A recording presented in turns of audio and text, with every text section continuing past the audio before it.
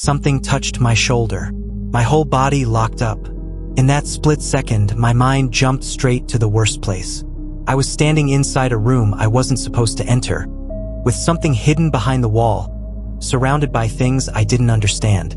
If the wrong person saw me here, there was no explaining my way out of it. My heart slammed against my ribs. I turned around too fast.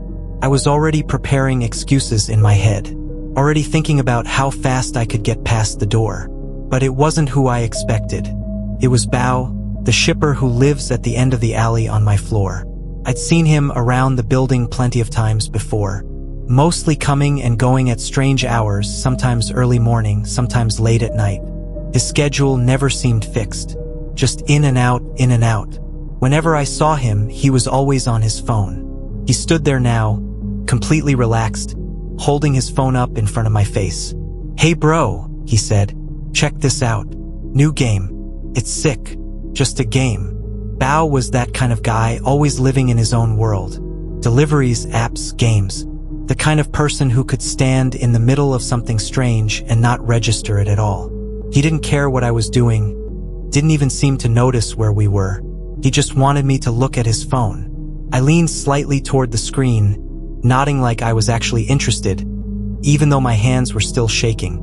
"Yeah, looks cool," I said. Bao laughed softly, already scrolling again, talking about upgrades, rankings, how much time he wasted playing between deliveries. I told myself this was fine, just Bao being Bao. Then I noticed his shoulders. He wasn't tall exactly, but he was built. The kind of build you notice without thinking about it. And that's when something cold crawled up my spine. The boyfriend. I had never actually seen him. I didn't really know his face. All I had in my head was a shape, an impression, a warning he sent me the other day. But a man with broad shoulders, Bao fit that image too easily. I started replaying every time I'd seen Bao in the building. How often he was around. How often he came back late. How often he stood in the alley, scrolling on his phone. How I'd never really paid attention. Bao kept talking, completely unaware of the shift happening inside my head. I glanced past him, back into the room. The doll sat in the corner, half lit by my phone light, the incense bowls, the walls that felt wrong. Had Bao seen any of this before? Did this room mean something to him? Or was this all just coincidence? And my brain was reaching for patterns because it didn't like not knowing? Bao laughed again at something on his screen and nudged my arm lightly, like we were just two guys hanging out. Suddenly, I noticed a sound coming from inside the room. Bao and I turned toward it at the exact same time. It came from the closet in the corner. Bao stopped scrolling on his phone, and for a moment he did nothing else. He did not look confused or startled. He simply looked at the closet, the way someone checks on something they believe should still be there. My phone vibrated inside my pocket. I did not take the phone out immediately because Bao was standing too close. I didn't want to draw his attention. I shifted my body slightly and glanced down just enough to see the screen. It was the police. I typed carefully and kept my message short, choosing only the details that could not be misunderstood. Their reply came almost immediately. "Okay, good. Now wrap the baby doll with the red thread." I stared at the screen, feeling a wave of anger rise in my chest. This was not something they had mentioned before, and it was not a small request. This was not gathering information or confirming a detail. This was an action that crossed a line, and they were asking me to do it as if it were obvious. I wanted to type back and demand an explanation. I wanted to ask why they had waited until now to tell me this, and what exactly they expected to happen afterward. And also, this was not a good time. There was someone else in the room. Maybe I could do it another night, but if I walked out now, I would have to come back. And I already knew that I did not want to step into this room ever again. I locked my phone and slipped it back into my pocket, forcing my expression to stay neutral. The money they had promised me surfaced in my mind, unwanted but persistent, and I hated how much it mattered in that moment.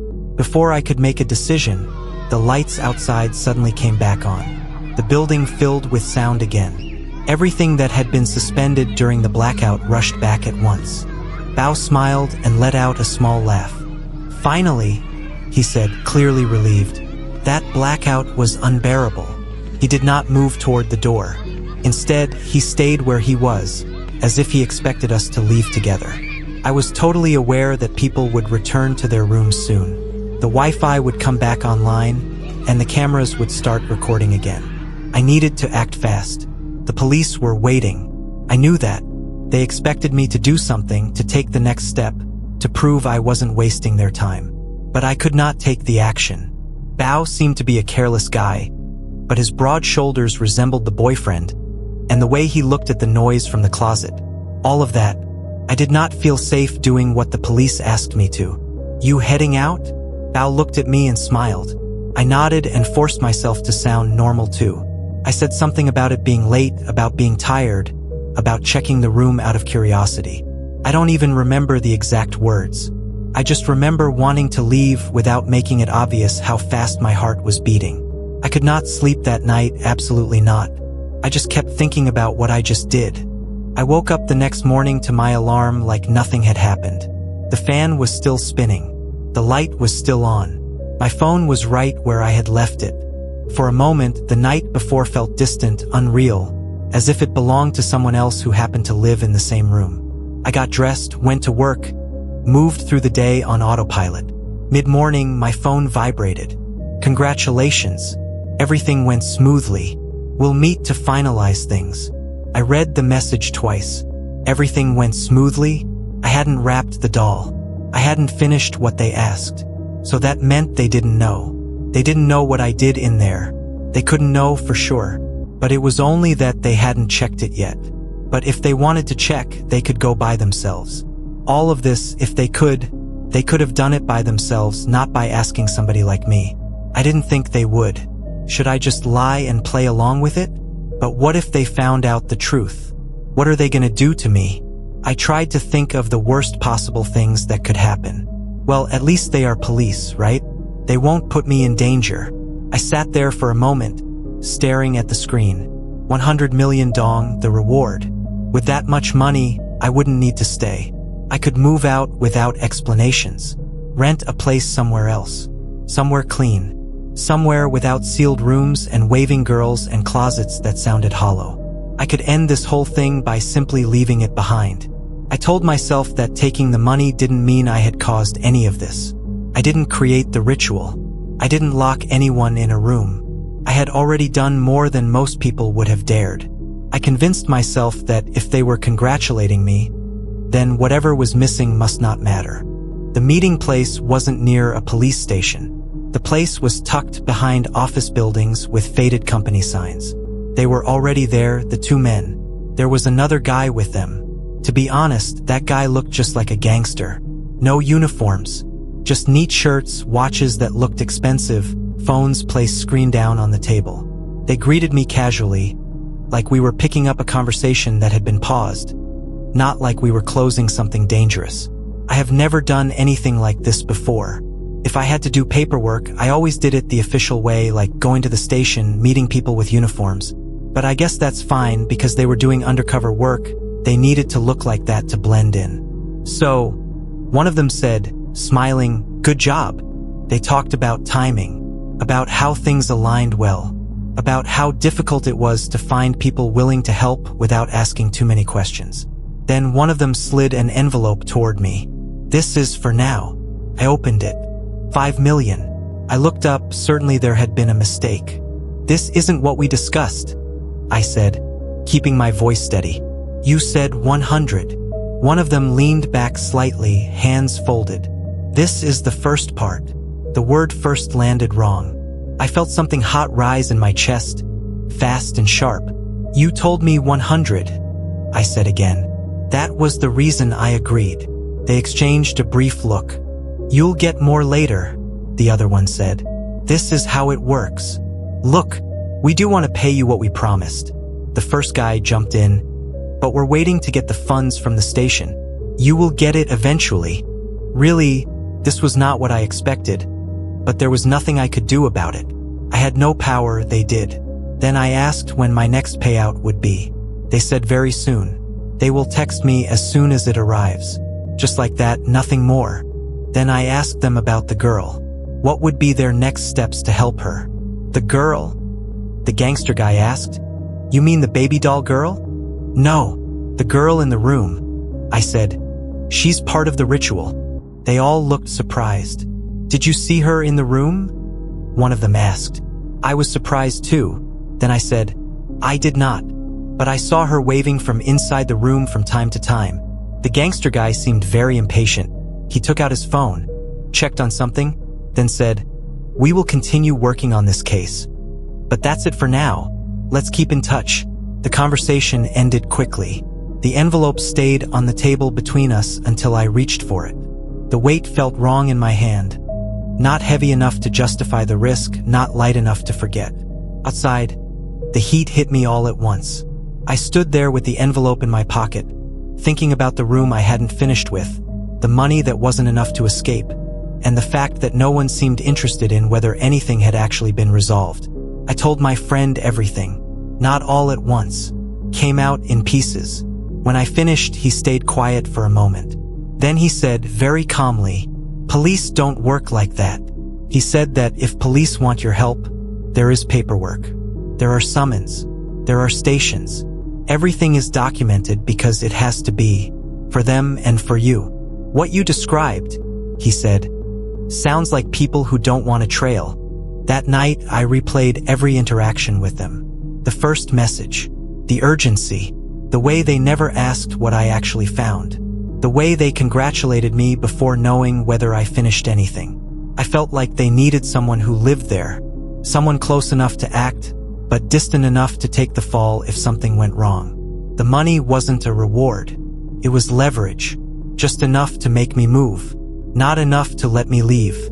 I realized then that I was never supposed to walk away clean. If things worked out, they benefited. If things failed, I was the one who had been inside that room, and they would still be untouched. I took the $5 million out of the envelope and placed it on my desk.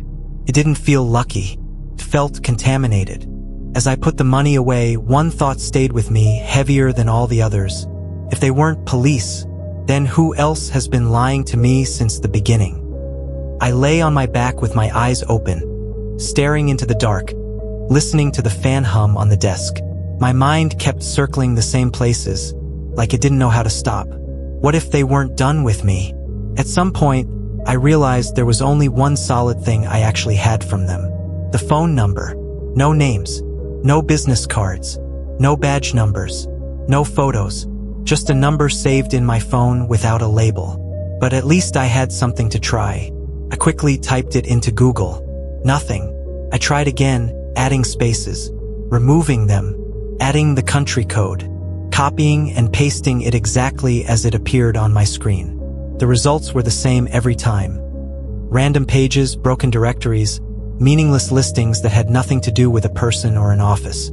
No complaints, no records, no mentions anywhere official. It wasn't just unregistered. But somehow that made sense. At least it had to be clean if they were undercover cops. But also, people who did bad things might do the same. I sat there, phone in hand, didn't know what else to do. Gemini, right? Everyone is using Gemini as a personal assistant.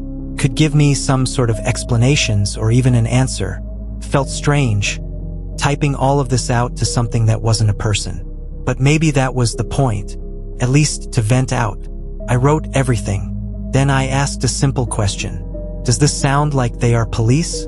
The response came back calm and measured, pointed out inconsistencies, explained what was typical and what wasn't, mentioned documentation, procedures, accountability, the things I had already heard from my friend, but laid out without emotion.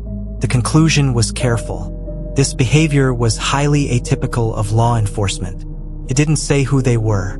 It only made it very clear who they weren't. I stared at the screen for a long time after that. I really wanted a solid answer. Then came a knock on my door. Probably the landlord. He was the only one who knocked on doors in this building, and he always did it at strange hours. Pipes, wires, water pressure, there was always some reason. After what I had done in the sealed room, the sound of that knock felt heavier than it should have. I didn't move right away. For a few seconds, I just stood there, listening, wondering if he had already seen something on the hallway camera. wondering if someone had told him, wondering if this was the moment everything caught up with me. The knock came again, softer this time. I walked to the door and unlocked it, but I didn't open it fully. I pulled it just enough to see outside, and I kept my hand on the edge of the door, bracing it with my shoulder the way I hadn't done before. Last time, the landlord had pushed his way in without asking. I wasn't letting that happen again. When I looked out, it wasn't him. It was Bao. For a second, my brain didn't accept it. I kept waiting to see the landlord step out from behind him or appear at the end of the hallway. I glanced left and right, but there was no one else there. Just Bao, standing in front of my door like he had knocked on neighbors' doors every night of his life. "Hey," he said. "You free? Wanna grab a coffee?" It was late. Too late for casual coffee. Too late for friendly visits between neighbors who barely talked. And the timing felt wrong, coming right after everything that had happened. "I'm kind of tired," I said, not really in the mood to go out. I started to pull the door back. He didn't force it open, but he didn't let it close either. His hand went to the door frame, stopping it with a calm, steady pressure. "Come on," he said, still smiling. "Just for a bit. I've been riding all day. Need a break." His voice stayed friendly, but his body didn't move away. He didn't step back into the hallway. He stayed exactly where he was, blocking the space between me and the door. I shook my head. "Another time, okay?" He tilted his head slightly, studying me in a way that made my stomach tighten. "It won't take long," he said. "Just down the street." There was something about the way he said it that didn't feel like a suggestion. Bao kept insisting, and I kept refusing. It didn't turn into an argument. Not exactly. He stayed relaxed, like he was just trying to convince a friend to go out and get some air. I stayed calm too, but I didn't move from the doorway, and I didn't change my answer. After a while, he laughed softly and lifted his hands like he was giving up. All right, he said. "Another time then." He stepped back into the hallway and walked off, and only then did I close the door and lock it. I had just started to lay down on bed when the knock came again. This time, I already knew who it was. When I opened the door a little, the landlord was standing there, holding a small toolbox and a coil of wire. He smiled the moment he saw me, warmer than usual. "Sorry to bother you so late," he said. "There's an electricity issue again. I just need to check something." I didn't step aside. "I'm pretty tired," I said. "Can you come back tomorrow?" He nodded like he understood, but he didn't leave. "It won't take long," he said. "And actually, I'll need to turn off the power in a few rooms anyway. About 30 minutes. I just wanted to let you know first." The way he said it made something very clear. Whether I agreed or not, it was going to happen.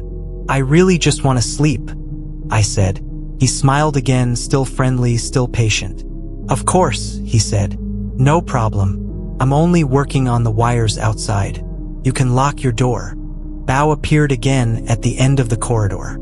Same calm face, same casual posture. "Hey," he said, "since the power's going out anyway, might as well grab that coffee, right?"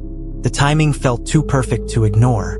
For a second, I thought about going to my friend's place instead. It would have been easy to say I needed to crash there for the night, but it was already late, and I didn't want to bother him again. And part of me wanted to know more about Bao, about why he always seemed to be around at strange hours, about why he had reacted to the closet that night, about why his build and presence kept reminding me of the boyfriend. This might be the only chance to find out without making things worse. "All right," I said finally. "Just coffee." Bao smiled. "Cool. Let's go." I turned back to the landlord and told him I was heading out and would lock my door. He nodded, already crouching near the wiring along the wall. "Take your time," he said. "I'll be done soon." And also I asked him about the hallway camera as well. He said he would fix it too. I glanced back to check Bao's reaction. He did nothing but smiled.